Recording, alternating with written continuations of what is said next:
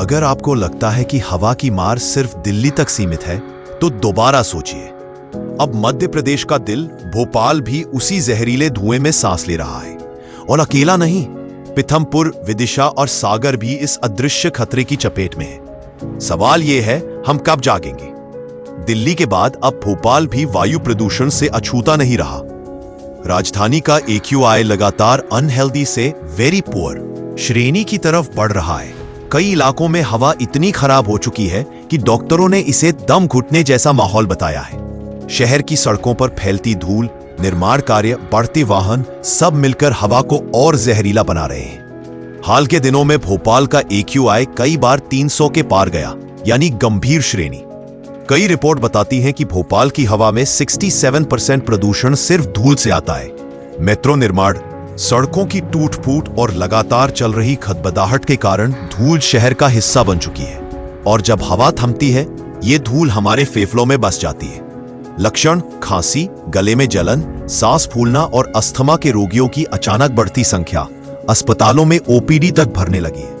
अब बढ़ते हैं पीथमपुर की तरफ। मध्य प्रदेश का बड़ा औद्योगिक क्षेत्र और अब एक प्रदूषण हॉटस्पॉट भी। यहाँ AQI अक्सर 200 से ऊपर देखा जा रहा है, यानी हवा सीधी स्वास्थ्य के लिए हानिकारक। PM10 और PM2.5 के स्तर WHO मानकों से कई गुना ऊपर। यहाँ के लोग हर सांस के साथ सूक्ष्म धूल निगल रहे हैं। विदिशा का AQI भी 180-190 के आसपास मंडरा रहा है। यह अनहेल्दी श्रेणी है, जिसका सीधा मतलब है कि स्वस्थ लोग भी बीमार पड़ सकते हैं। PM2.5 और PM10 का स्तर यहाँ भी खतरनाक ढंग से बढ़ा है।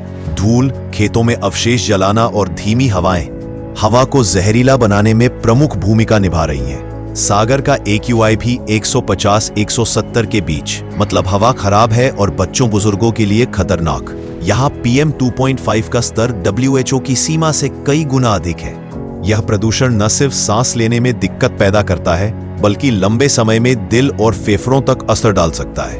निर्माण कार्यों से उठती धूल, सड़कें और गड्ढे, लगातार बढ़ते वाहन, खेतों में स्टबल बर्निंग, सर्दियों में ठंडी हवा और धुएं का जमीन पर अटक जाना, इन सबके कारण हवा ऊपर उठने की बजाय जमीन के आसपास ही फंसी रहती है और हम उसे सांस के रूप में अंदर खींचते रहते हैं। निर्माण स्थलों पर धूल नियंत्रण, पुराने वाहनों पर सख्ती, पब्लिक ट्रांसपोर्ट का बढ़ावा, खेतों में अवशेष न जलाने की नीति, सड़कों की सफाई और मरम्मत, नागरिकों के लिए AQI अलर्ट सिस्टम, इन कदमों के बिना हवा साफ नहीं होने वाली। हवा दिखती नहीं, पर मारती जरूर है। भोपाल, पीथमपुर, विदिशा और सागर, ये शहर सिर्फ नक्शे पर नहीं, हमारी सांसों में भी बसते हैं। अगर आज हमने हवा को साफ करने की लड़ाई नहीं लड़ी, तो कल ये हवा हमारी सांसें छीन लेगी। सवाल यही है, हम कब तक प्रदूषण में जीते रहेंगे?